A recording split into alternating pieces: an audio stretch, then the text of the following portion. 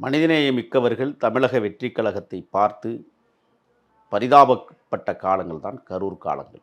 தலைவர் முடங்கியிருக்கவில்லை, ஆலோசிக்கிறார், அமைதியாக இருந்து யோசிக்கிறார்.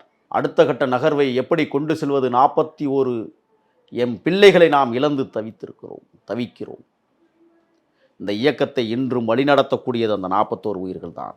அந்த 41 உயிர்களுக்கும் நான் இயக்கத்தில் சேர்ந்ததற்கு பிறகு செம்மார்ந்த வீர வணக்கத்தை தொடர்ந்து உரித்தாக்குகிறேன். தமிழக வெற்றிக் கழகத்தின் சார்பாக அந்த 41 உயிர்களின் சுவாச காற்றுக்கள் இந்த காற்று மண்டலத்தில் கலந்தே திரிகிறது. நானும் சுவாசிக்க தொடங்கியிருக்கிறேன்.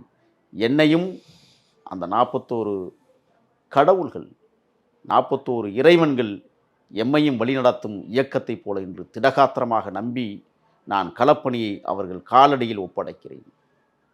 அவர்களுக்கு காந்தல் மலர் சூட ஆசைப்படுகிறேன்.